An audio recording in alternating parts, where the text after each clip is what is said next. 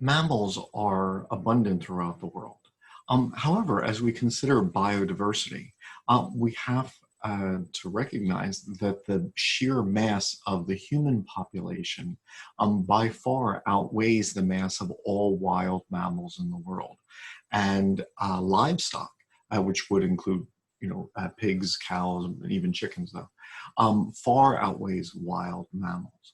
And so before discussing global issues affecting biodiversity, perhaps it would be of value to consider the biodiversity of mammals in our own areas, given that this is the group with which we have the greatest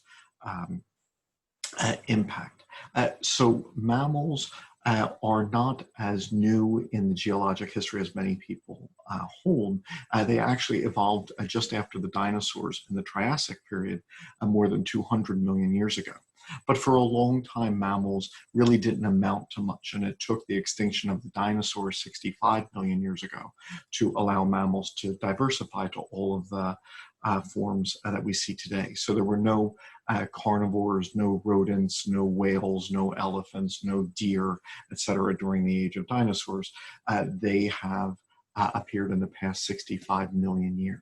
But many of the traits which mammals share, such as hair, mammary glands, and a whole host of other traits, which I have videos on for my comparative vertebrate anatomy class, if that's of interest. These go back to early mammals, which is why mammals as diverse as rodents and bats and whales share these traits today. Many groups of mammals are endemic to certain parts of the world. So anteaters, armadillos, sloths, that group evolved in South America and largely stayed isolated there, although, for example, they can migrate. And there are armadillos which have made it to the southern part of North America. Elephants evolved in Africa, although they did spread throughout the world, as in mammoths and mastodons, even reaching North America, and the Indian elephant in Asia today.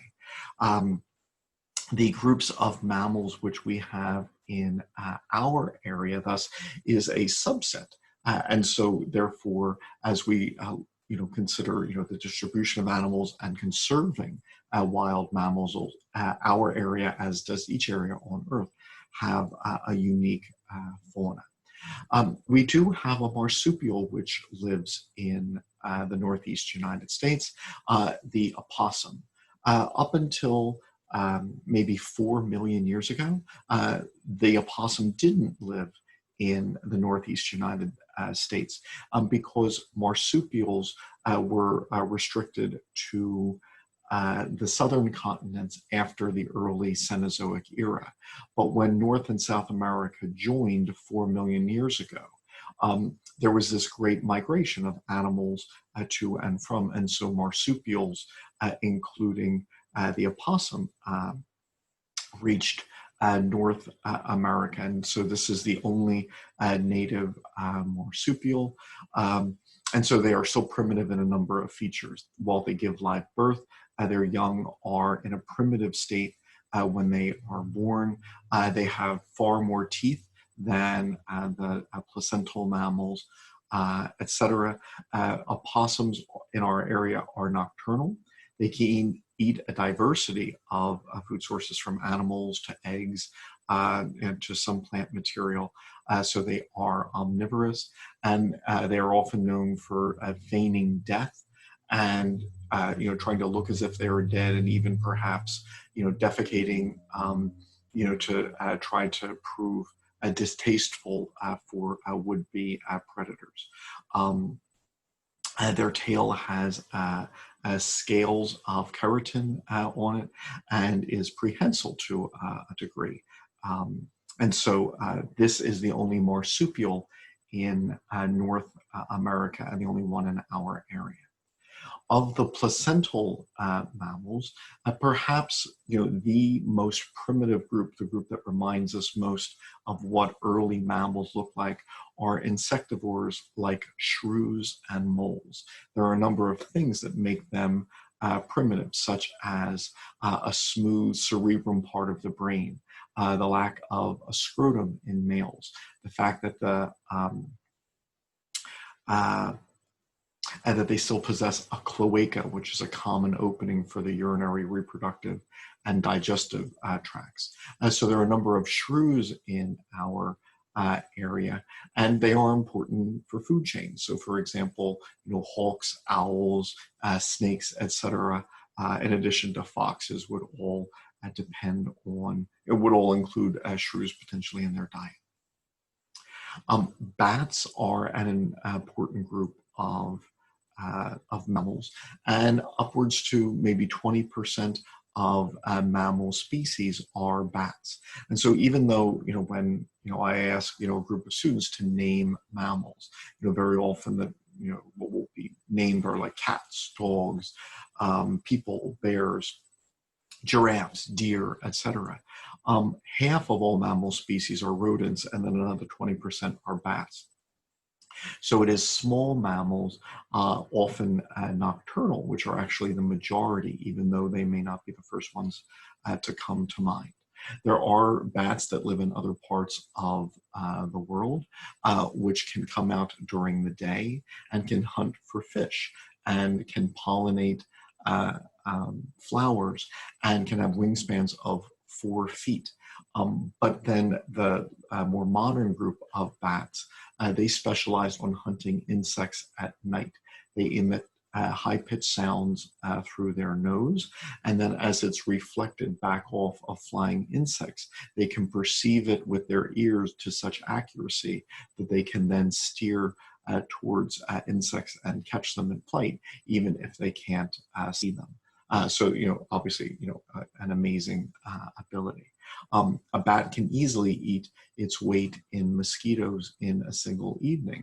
And so therefore very important in food chains and also for insect control in the United States. There are a number of bats in the United States and in the Northeast United States. And unfortunately, many of them are endangered. So if you were to look at the distribution of bats, they aren't, there are many species, and they aren't equally distributed in all parts of the world. Some have a narrow range, some only on islands like Hawaii or the Marianas Islands, etc. And in addition to all of the other threats which face wild populations, such as habitat loss, pesticides, etc., there is a fungus which is spreading, which is decimating many bat populations. So, for example, one of the things that makes bats vulnerable is, whether it be nightly or during the hibernation in winter, they can mass together in caves in large groups. And these large groups can then even include different species. Now, while huddling together helps conserve warmth, the disadvantage is it's an ideal setting for disease to spread. And so there is a fungus which is threatening those populations. Now, that's what I'd like to focus on, because in the Northeast United States, that is the main threat facing local bats. But there are other bats which are on the endangered species list, where it's agricultural expansion causing the loss of the plants that they depend on for pollen and nectar. That is a threat that they face. And so there are different bats on the endangered species list, and the threats that they face then are different.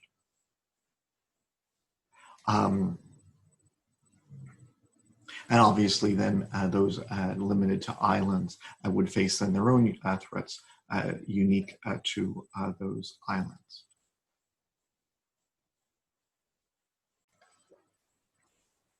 In the Northeast United States, the main threat to bats is that fungus, which causes white nose syndrome, which has caused millions of bats to die. And this then is a problem. For example, I remember there was a horse farm in our area, And when the bat populations were dropping because of white nose syndrome, just the flies which were bothering the horses were enormous. And then so, bats play a very important role for people, controlling these insect populations. And now that so many of them are being lost, there's a real cost to us. Now, so once again, there are a number of things which would affect these bats. Normally, bats, they eat so much during the year so that they can last the winter in hibernation and get to spring just as their fat reserves are being depleted. So then they can go out and start hunting insects again, just as they're running out of energy.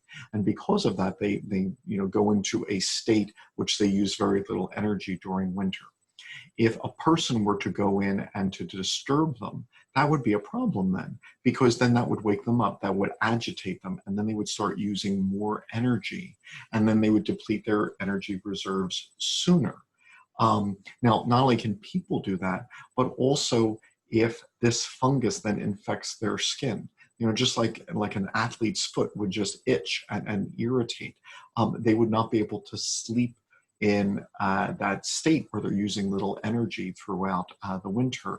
And then they would use more energy, deplete their energy reserves, and then need to go out and hunt earlier.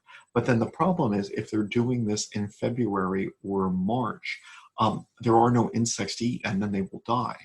And so whether it be human disturbance or that fungus, this would be a serious problem. And millions of bats have been killed by this fungus, to the point where it's threatening species and pushing some closer to extinction. So that's a serious problem in our area. There are endangered species of bat which can occur in the Northeast United States, such as one known as the Indiana bat. Sorry, this is not my video.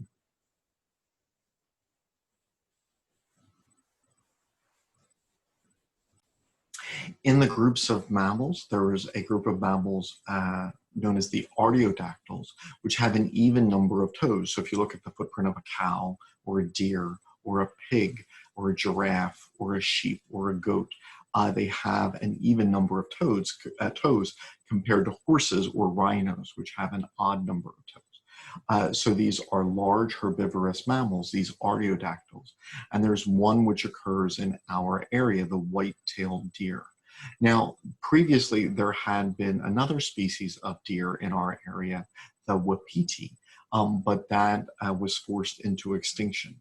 And so once again, human activity, whether it be ancient humans, humans upon the colonization of the Americas, or humans now as our population explodes and we seek more and more habitat for roads and homes and farms, etc. We are certainly capable of pushing animals to the point where they are endangered and can even become extinct. Populations of deer had dropped dramatically, but because of regulations of hunting seasons, then they are now abundant once again. Here we see the fawns, which have that mottled dotting to help them camouflage. Now, just not to try to preach values, but one of the things where I lived in Paraguay while I was in the Peace Corps, hunting was essentially something that could occur all year round. And so you could hunt mostly whatever you wanted, whenever you wanted. Now there, were rules, I'm sure, somewhere, but they just weren't followed. But one of the consequences is most Paraguayans will never see a deer. You can find them in Paraguay. There are, I think, 5 species of deer, but a couple are endangered and some only occur in the really remote areas. The average Paraguayans wouldn't, and my Paraguayan family was amazed when I would film deer in my front yard and show it to them, because there's just something you can't see. So here, hunting is a very popular way of life and a form of recreation. And the reason that people can enjoy hunting is because it's regulated. That there are rules on what time of the year you can hunt. You can't hunt female deer at the time where they would be giving birth, etc. And that's just an example where something such as hunting. It's not that it can't have a place. And certainly hunters are among the strongest advocates for preserving habitats and wildlife. But hunting without regulations then often not only leads to the decrease of, say, the species, the deer in this case, thinking of my time in Paraguay, but then also the recreation of hunting and the value that deer meat could have for humans, that's then lost. So when it comes to our approach to the environment, whether it be wildlife or pollution, et cetera, sensible regulations can not only benefit the environment, but then also people as well. Now, the white-tailed deer, one of the noteworthy things about most deer is that in males, bone grows very quickly to form antlers. This is actually the most rapid state of bone growth known in vertebrates, the antlers of deer. Antlers are usually restricted only to male deer, with the exception of reindeer, where female deer can have antlers. And then there's some primitive deer where there are no antlers, but where there are antlers are usually confined to males. At first, the antlers are covered by skin, which is fuzzy or hairy, and so it's called velvet, but then that dies and is scratched off, and so these antlers then are just kind of exposed bone. They exist in males so that males combat each other, with victors then more likely to mate and then father the next generation. So this is not for defense against wolves, or foxes or anything, but rather a way of males to compete during mating season.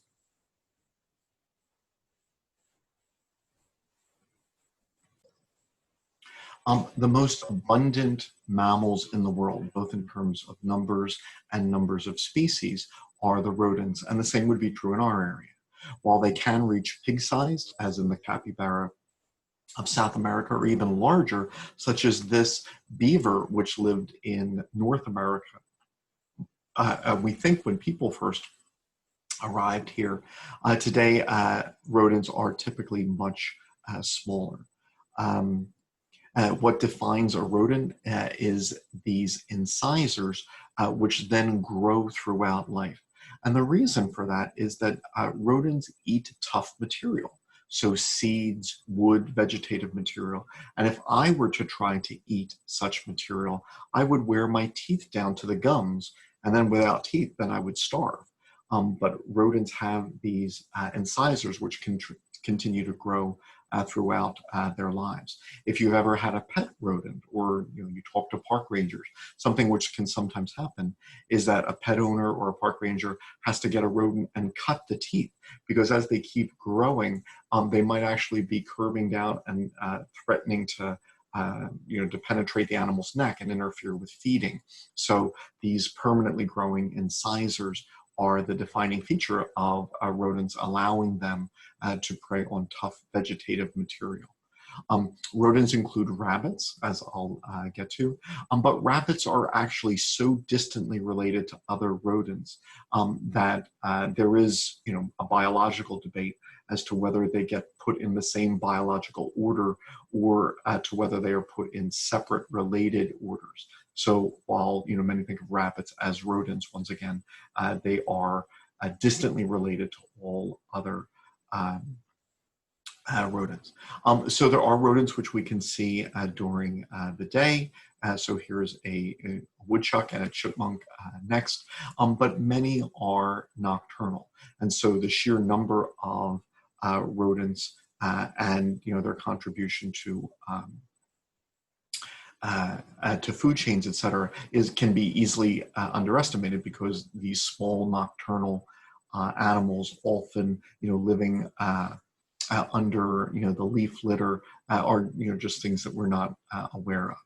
But this is why many hunters would then come out at night, whether they be mammals such as foxes and coyotes, or owls. But then even snakes such as rattlesnakes have those pits which allow them to sense heat and then track mice in the dark. And so many mice are nocturnal. They tend to live only a couple of years and have a very rapid metabolism, and the rate at which this mouse is breathing, you can kind of see how high the metabolism there. And they feed primarily on vegetative material, seeds, plant matter, but they can include many things in their diet, including insects.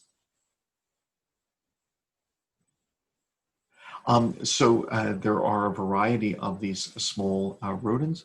We can break them into groups. Here's one known as the voles. Voles have small ears. That's one of their features. One of the features here, this vole burrowing under the snow, notice that there's a gash here.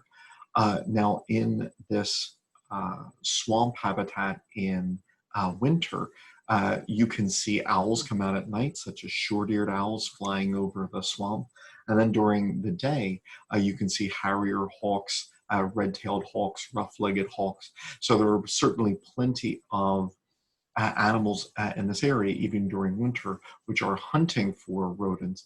And you can see, there was, this example where one of them nearly, killed this vole, which survived the encounter. Woodchucks are large rodents which live in our area and commonly come out during the day, feeding on vegetative matter. Those who have gardens or farms certainly know that woodchucks can do damage in the plant material that they can ingest.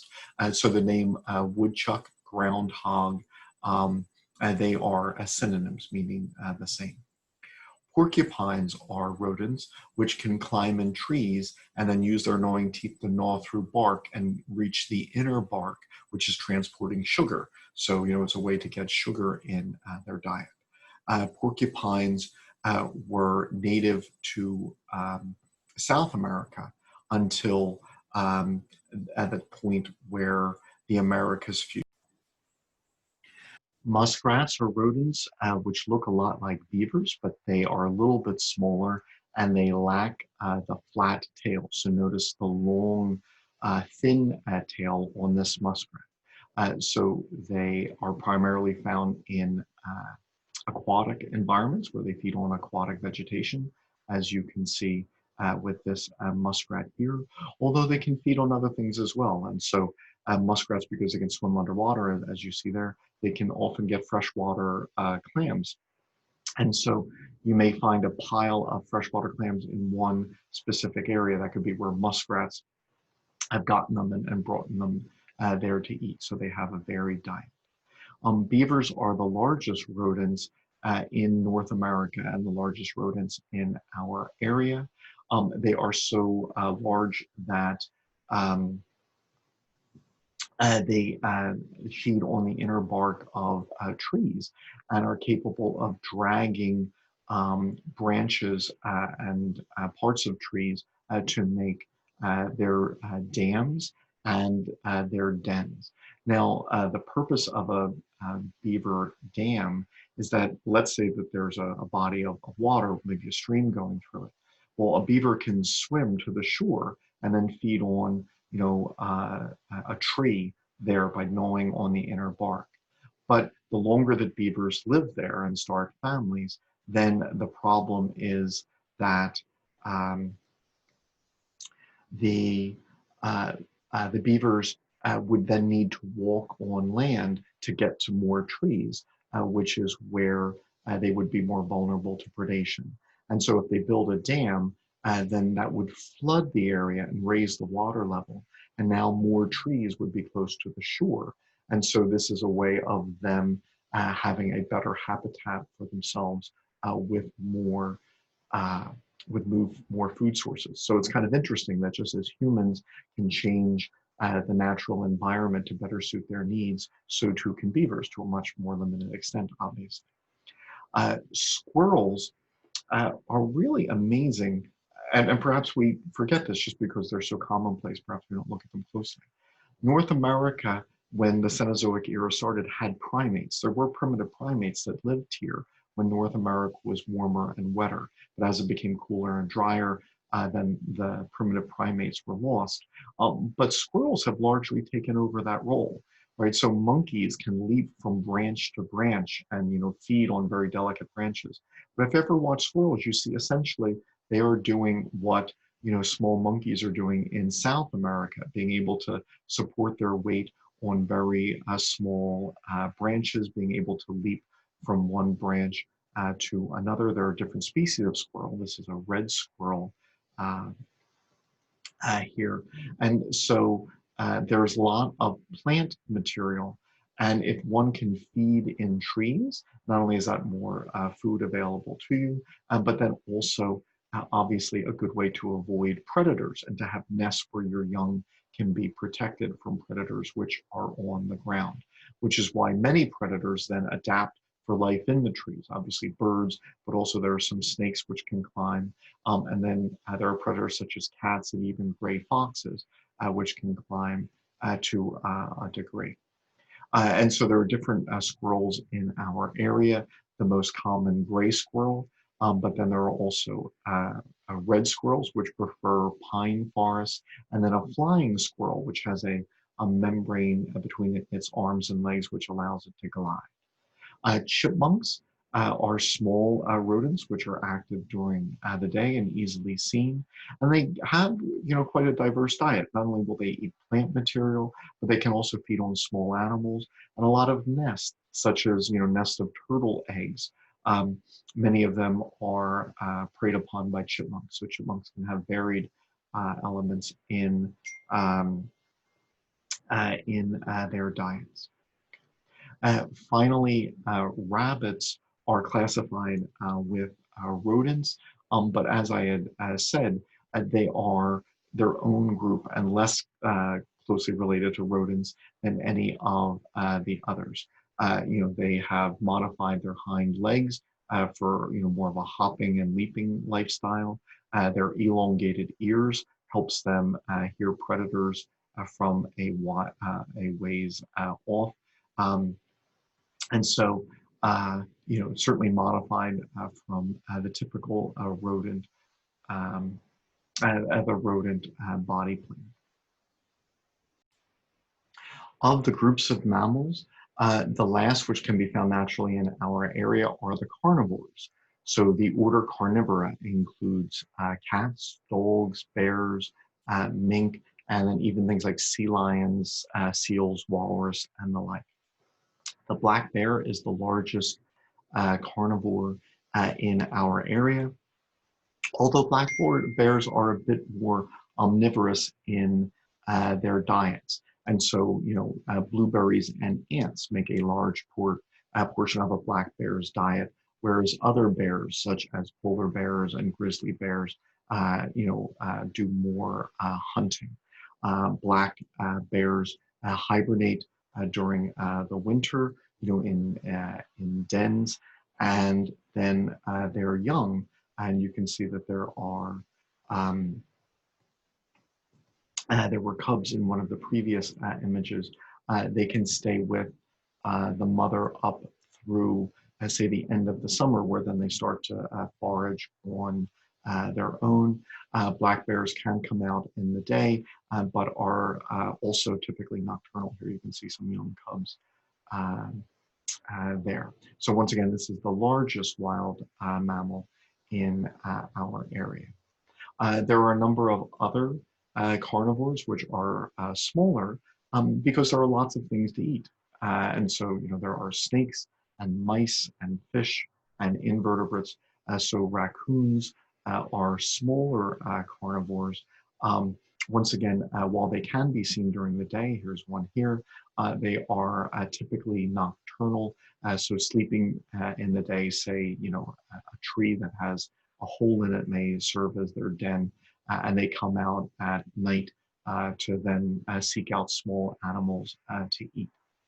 We have a number of dogs which exist in the wild in our area. So there are red foxes and gray foxes, which are capable of feeding on mice, snakes, amphibians, a diversity of animals. Here's the red fox. Gray foxes are a bit more primitive, and so they can have more varied diets. Here you can see a young red fox. These are born in early spring and stay in a den, which could be a tunnel buried in the vicinity of rocks until they are old enough. To hunt on their own. Here's a gray fox, which has a little red on it, but you can see, more gray. They are capable of climbing to a degree, and when you look at their teeth, they're a bit less adapted for a meat-only diet, which is typical of the dogs, and so gray foxes can include a bit more plant material in their diet compared to most dogs.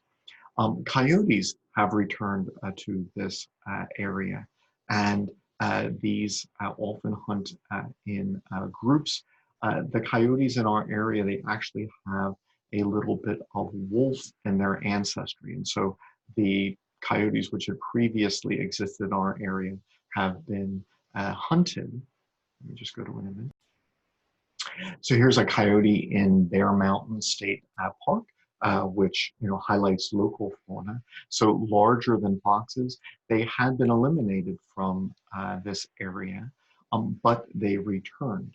Now, when they returned, they actually had some wolf DNA in them. So there are breeds of dogs, so huskies, which sometimes have a little bit of wolf ancestry. So clearly different species can interbreed.